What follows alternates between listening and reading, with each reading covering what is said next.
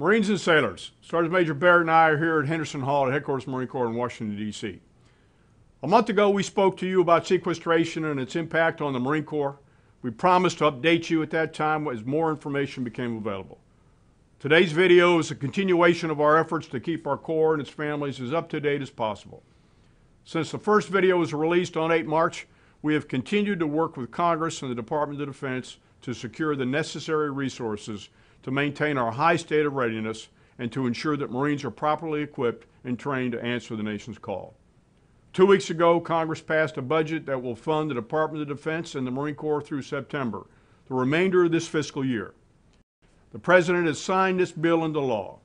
This budget allows our Corps to move forward for now, but it does not remove the cuts known as sequestration.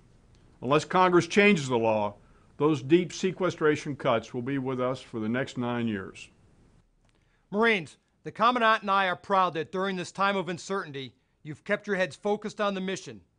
Many of your concerns include opportunities for education, ammunition shortfalls, and other operational requirements have been funded through this September. We will continue to focus on maintaining our warfighting skills and our readiness. The Marine Corps will remain America's crisis response force. For our civilian Marines, the issue of furloughs is at the center of my concerns. The Department of Defense announced that furloughs will be reduced from 22 days to no more than 14 days throughout the remainder of this fiscal year. The very latest information that I have is that furlough notices have been delayed until early to mid-May with an effective date of mid to late June. I want you to know that our Corps senior leadership works this furlough matter daily in an effort to avoid it completely.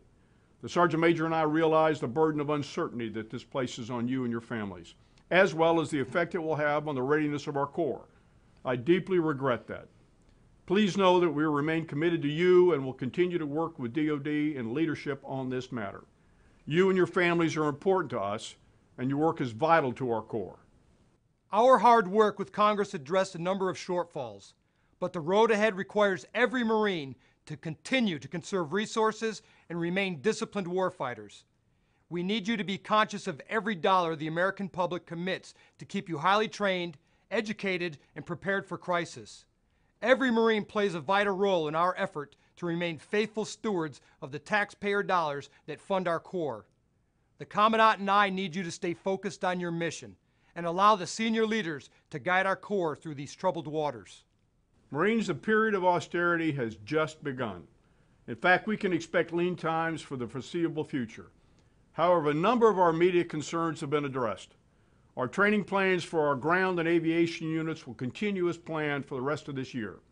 That said, I need each of you to be particularly judicious during the periods of training such that you squeeze every ounce of training value out of every dollar spent. Our UDPs and rotational special purpose MAGTFs are funded this year, as are the rest of our operating forces. Our depots at Cherry Point and Albany and Barstow will remain open and continue to induct battle-worn equipment. This alone will go a long ways in helping us reset our gear coming home from Afghanistan. You have my word that Sergeant Major Barrett and I will continue to keep faith with you and your families. As we promised before, we will continue to provide updates to you as new information becomes available. Until then, stay focused on your mission, Marines, and Semper Fidelis.